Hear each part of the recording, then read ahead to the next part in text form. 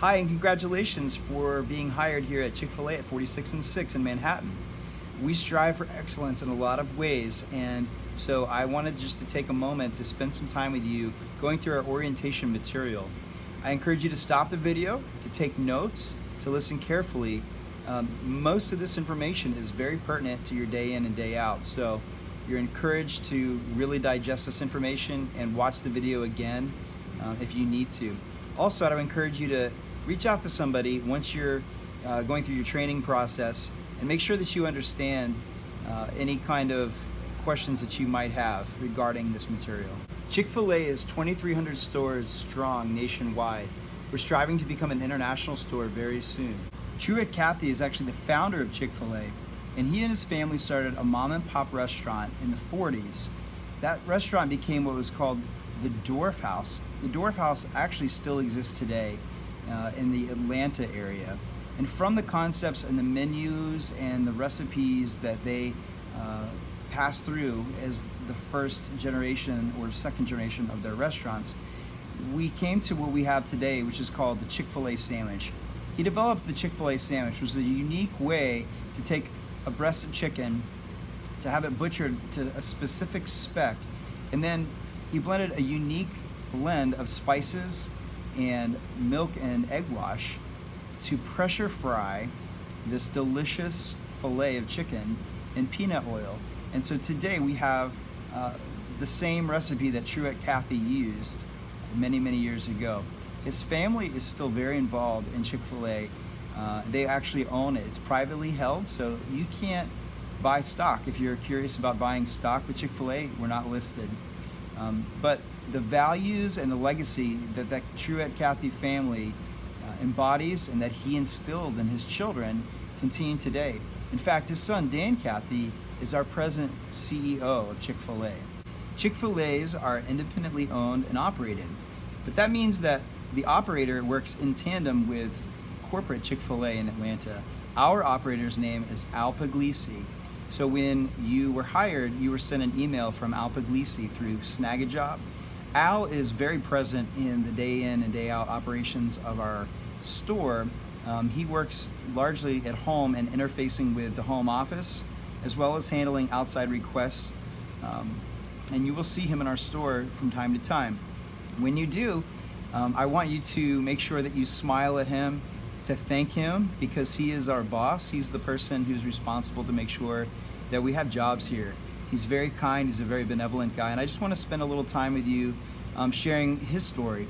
He's from Connecticut originally, and his family relocated to South Florida when he was a kid, and so he grew up in South Florida, and as he graduated from college, he went out into the business world and made a name for himself.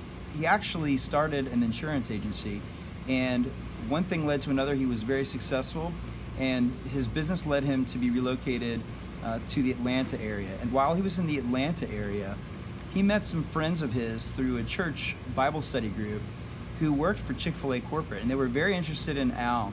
And so they actually convinced him to read a book by Truett Cathy.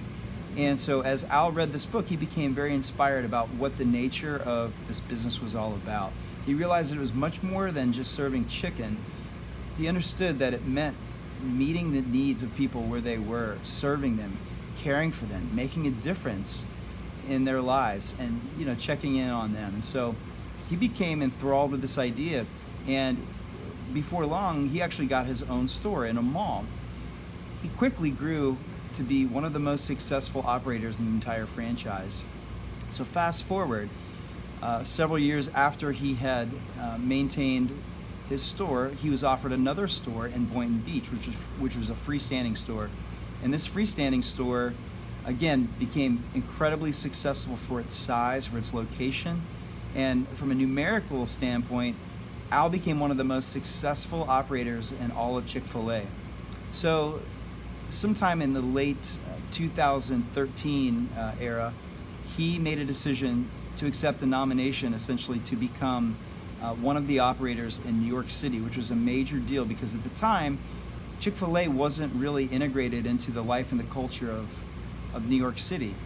Oscar Fittipaldi, who is operator of the 37th and 6th location, was the first operator and Al was the second operator. So we opened in April of 2016. Al has a wife, her name is Becca, and he has 2 children, Dominic and Allegra.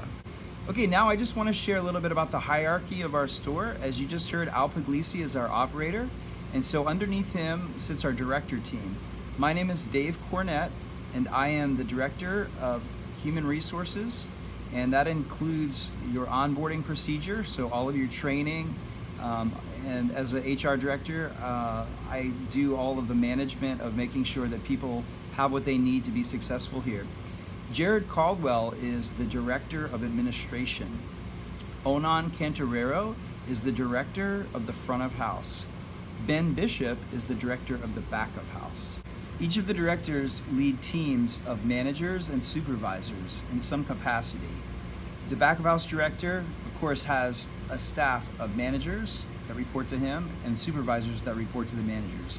As a team member, your job is to make sure that you are willing to help and answer with a positive yes when asked to do something by any of the people that have been mentioned, whether they're a supervisor or a manager or a director.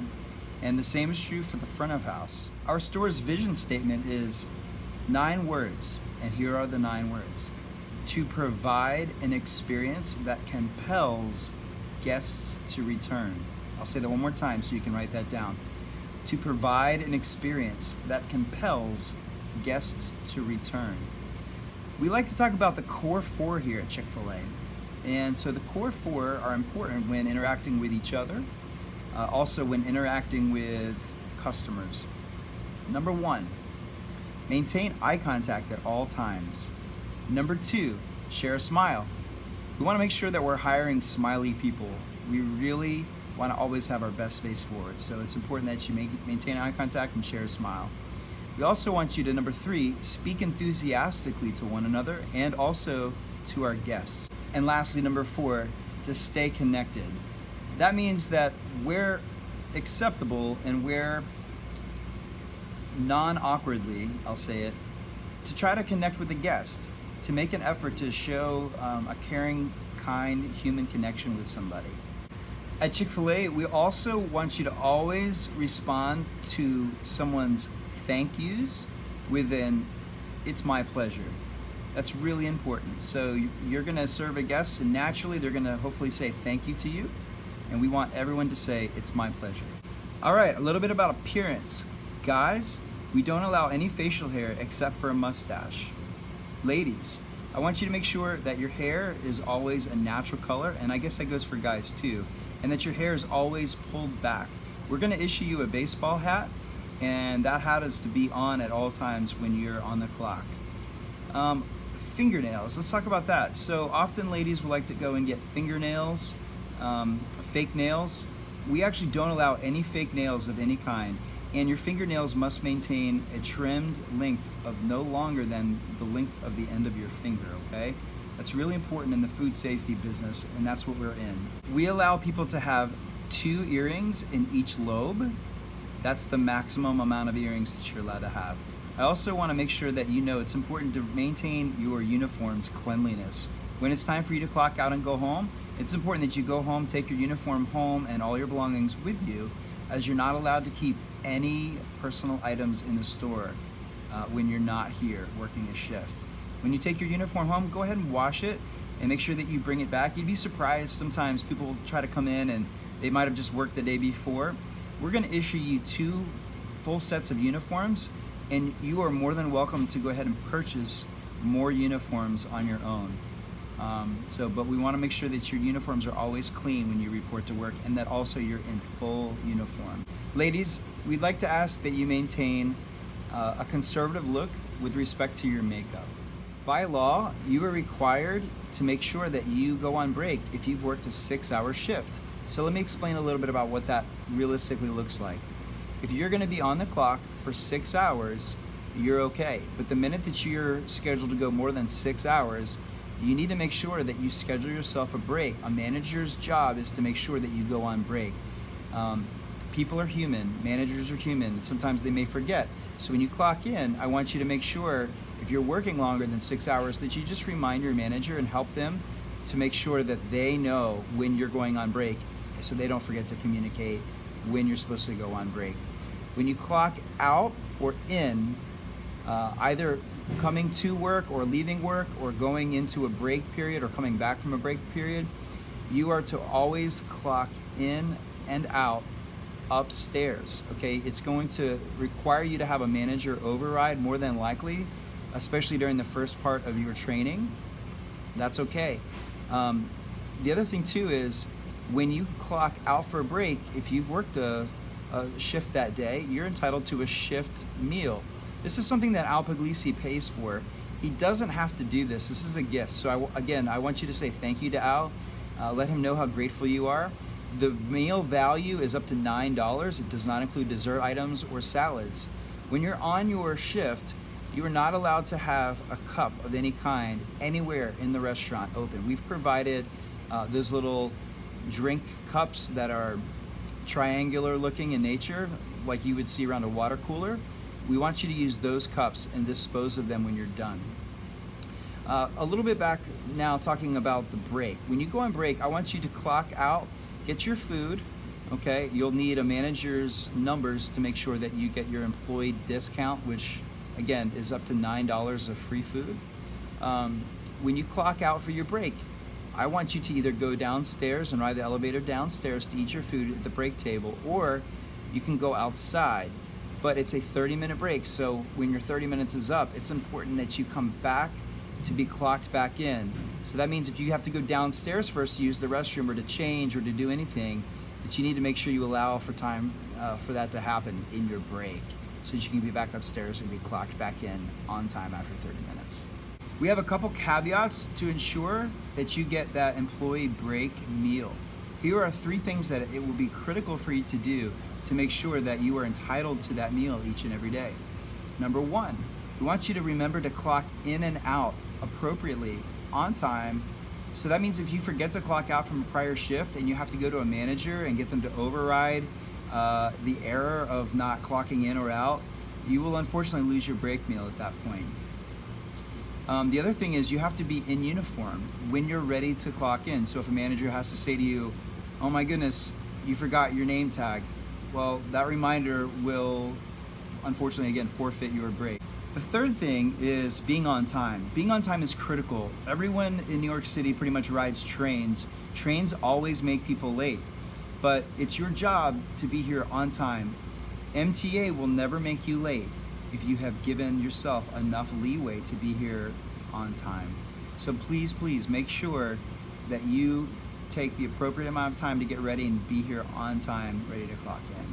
Another thing I want to share with you is that your employment is actually an at-will employment. And what that means is you're actually subject to termination at any time for any reason. Now, we're graceful people and we want to make sure that people are growing and getting stronger and better. We understand people make honest mistakes. If you make a mistake and a manager comes to help you, please respond gracefully and humbly and just strive to get better. If we see that someone continuously struggles with discipline in certain areas, eventually there will be a write-up. A person may be written up, a person may be written up and suspended. It just depends on the severity and the nature of what the situation is, and it's up to the manager's or the supervisor's discretion that is doing the write-up. Occasionally people are fired on the spot. It doesn't happen often, but it may happen. If you're late or you're late twice and you've been warned about it, it could actually lead to a quick termination. So just be very careful to be here on time. I have to cover the issue of theft with you. There are 3 kinds of theft that I want to address. The first one is pretty obvious, that's cash. If you take cash out of a cash register drawer or out of a safe some way, there are no ifs, ands, or buts. You will be fired immediately. But the same is true for the other 2 kinds of theft. Time is valuable, and so when people are on the clock, if they are seen as wasting time or if they're sneaking time to be on their phone when they're on the clock and they should be working and not having their phone on them, that's considered time theft. That actually subjects you to an immediate termination. And then the last kind is food theft. Any food that you see that's left over that doesn't appear to be able to be served, there's a process for cooling that down or for discarding that. but you're not to take food that doesn't belong to you, okay? So if somebody at Starbucks wants to give you a free venti and they want a hookup, there's no such thing as taking your break meal either to Starbucks to barter. We don't allow bartering with any outside companies, okay? So anything like that could be easily misconstrued as theft, and I want to protect you from that. This is a recent thing we've just added, but orange juices and water bottles are not allowed to be purchased in our restaurant, okay? If you need to buy an orange juice or a water bottle, you must go outside of our store to buy it. And then lastly too, this is sort of a new item. When you show up to work, you should bring a lock. Bring a combination lock for the locker and make sure that all of your belongings are able to be stored in a locker and locked up. Your shoes are not permitted to be out on the ground. We have coat hangers, those are for coats in the wintertime. I don't want to see bags out on the coat hangers either, because people may, go through your belongings while you're working. Chick-Fil-A is not liable for your belongings. Okay, your possessions are yours, and so it's important that when you are working, you've taken the precautions you need to make sure that your stuff is safe. And when it's time for you to clock out, I think I mentioned this before, go ahead and take all of your belongings home with you. There's to be nothing stored here overnight. Phones may not be kept on your person without explicit approval from a director. This would look like maybe this kind of a scenario. You're the caretaker of a child, let's say you have kids, and your child is at daycare, and so in the case of emergency, you may need to be able to be reached. That's okay, but you need to make sure that you get approval from a director for each case, for each instance. If someone calls you and you're on your shift and you answer without an approval, you could be, again, either subject to discipline or immediate termination, because we don't permit that without a manager's approval. Okay, on average, people are only sick usually a couple times a year. Here's the procedure that I would like you to follow if you find yourself in that situation. So we use an app called Hot Schedules. That's a free app. If you go to your app store, it's usually like the second or third one down, and it's free. So make sure that you don't pay for it, because there is a Hot Schedules app and you do have to pay for it. That's not the one I want you to download. I want you to download the Team Viewer app. All right, so if you happen to be sick, all of your schedule is going to come through Hot Schedules. I would like you to do this first. I'd like you to call the store. The phone number is, it's online. You can Google it. I don't know it offhand, but you can Google it and leave a voicemail. Then I want you to email the store, and the store email is this. It is 46THAND6TH, like 46 and 6, .cfa@gmail.com. When you email the store, let them know that you're sick and you won't be able to be there because you're sick. The last thing I want you to do is a Hot Schedules routine. So step one in the Hot Schedules routine, when you're sick, you need to find out who your manager on duty or your supervisor on duty would be. I'd prefer that you go ahead and text them directly. All of our contact information is shared and stored in the Hot Schedules, so you're able to see what that information is. And then secondly, I want you to go ahead and try to release the shift so that your manager may be able to find a house shift to help you cover it. But it's your responsibility to make sure that you bring a note from a doctor or from a doctor's office if you are sick, because if you're sick and you're calling out as sick, it's unexcused unless you bring a note. All right. Again, people aren't sick that often, and if people are continuously sick and there's a problem, obviously, that someone has a hard time showing up to work because they're calling out sick, it may lead to more conversations, and there may be discipline if we find that someone may be taking advantage of the system of being sick and calling out sick, okay? So just be very careful to call out. Alternatively, when you call out, unless you have sick time, you're not working a shift. That means that you're not making the money that you probably would like to be making. So again, just be careful about calling out sick. Okay, people always want to know, how do I get paid? When do I get paid?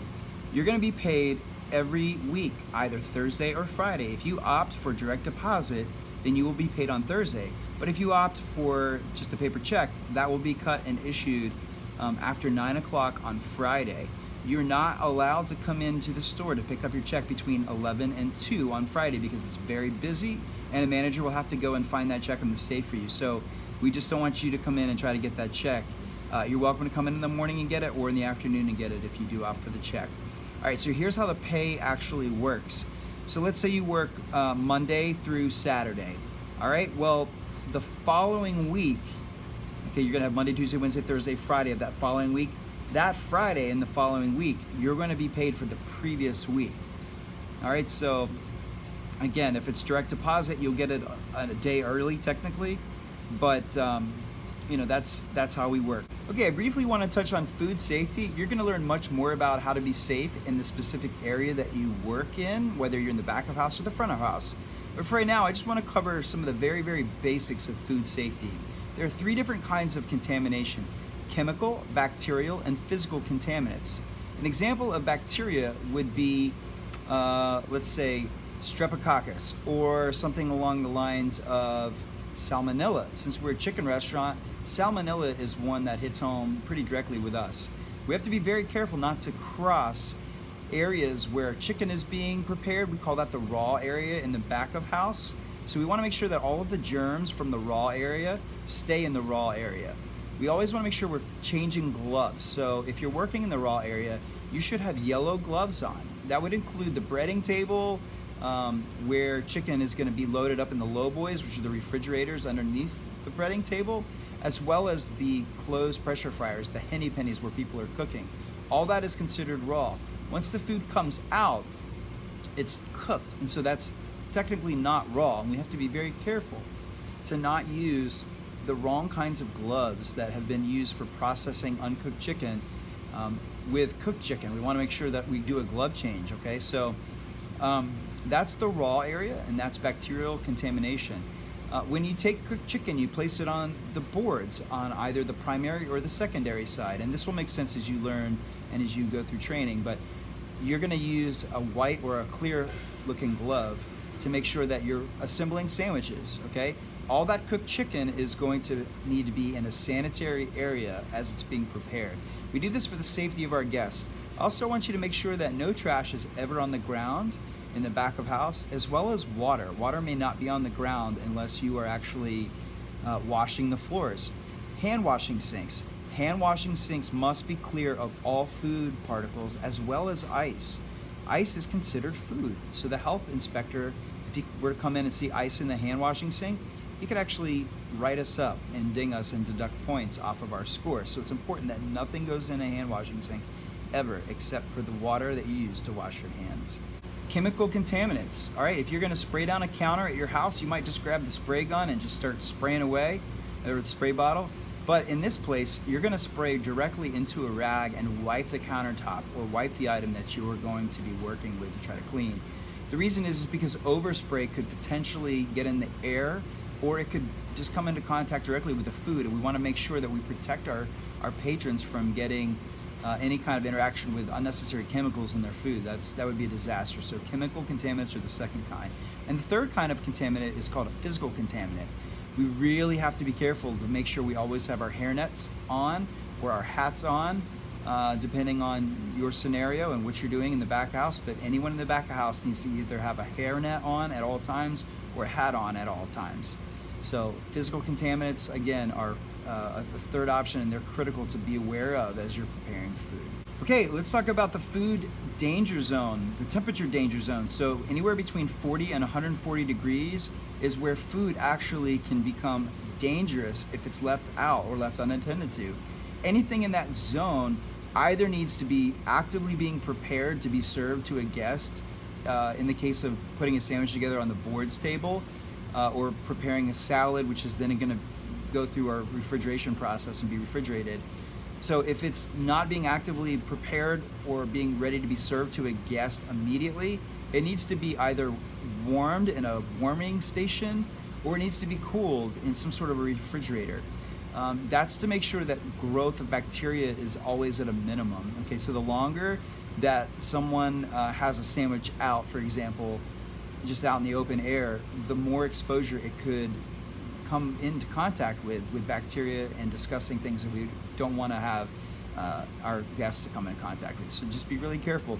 One of the things that we do in the back of house is we time all of our chicken, which means that chicken will be timed out after a certain point and cooled down. It's important that you know how to use a fire extinguisher before you begin working here. If you don't know how to use a fire extinguisher, I suggest that you go on YouTube and just search how to use a fire extinguisher. That's an important part of working in a kitchen, or just as a life skill. You should know how to use a fire extinguisher, so check that out. Okay, I want to talk about LULA, L-U-L-A. LULA is an acronym for limited use, limited access, and I'm referring to our elevator. The elevator is the one way to go up and down between the top and the bottom floors in this restaurant. LULA is valuable to us because she's our one passageway up and down that we want to be able to use, okay? So it's important though that you're never on LULA while you're on the clock without a direct manager's directive to send you either up or down. Let me give you an example. You are on LULA and you didn't clock out for your break, and so you're riding down and you're gonna go and clock out downstairs. You could be written up for that, or maybe even terminated, because that is a time violation, that's time theft. And secondly, it takes about 1.5 minutes to go round trip, so we want to limit the interaction that we have to have with it, because it just eats a lot of time. If you have to call down for something like a supply and you're upstairs, we have a manager's iPad both in the front and in the back of house. You should make sure that your manager knows, but ask them politely and kindly if you could just call down for something. And usually we have a prep team downstairs that's happy to help you by sending something up in LULA to save time. All right, a little bit about mop buckets. Blue mop buckets are for general purpose, which means you can clean the lobby with it. You can clean behind the counter with it. You can actually go into the kitchen and clean with a blue mop bucket. However, yellow is for raw area only, so you never want to take a blue mop or mop bucket into the raw area. Let the yellow mop and mop bucket do the job in the raw area. And in the same way, you don't want to have bathroom germs out in the open where people are. So we have a red mop and mop bucket. So I just want you to be aware of the color coordination and the reason for the different zones that we have here in the store. All right, guys, that concludes our orientation. By now, you should be able to be logged into Hot Schedules. You should have been onboarded through the HR process. You should have your black non-slips. You may or may not have your uniform at this point, depending on what the size was and when we ordered it and if it's arrived yet. But nonetheless, you should be able to start working in all black. So if you have black pants and a black shirt, I can get you a name tag and a hat, and we can get you off to the races and get you working as soon as we possibly can. So make sure you check in with me about your training schedule. Lastly, you need to make sure that you are on CFA Home, which was an email sent to you by Chick-Fil-A corporate. Make sure you change your username and password. I don't remember exactly offhand what it requires you to change, but you're gonna need to make sure you have access to that. So follow the instructions in the link in that email, and make sure that you're able to go over to the Reports and Tools drop-down menu and find the Pathway link. The Pathway link is where a lot of helpful training material is gonna be posted for you so that you can use it and train yourself on your own. It just brings a lot of value to our store and a lot of value to you personally. And then lastly, to be able to get a raise in this store, people ask about how do I get a raise? It's important that you know we actually have checklists that we do for front of house and back of house, 2 checklists for each. And once you're done with your training, you're eligible to receive a checklist. You need to request it and ask for it. But once you start your checklist, you can be issued a 50-cent raise per checklist. That means if you do 2, you could get a $1 raise. So that's pretty cool. So just make a little mental note of that. When you finish up your training, come and find me or one of the other directors, and we can get you started on a checklist, okay? Thank you again for your attention. I look forward to being able to meet you in person and work with you more closely, and just really to get to know who you are. We're a family here at Chick-fil-A, and so I'm really thankful that you're going to be part of our family, and I wish you well in your journey of success here.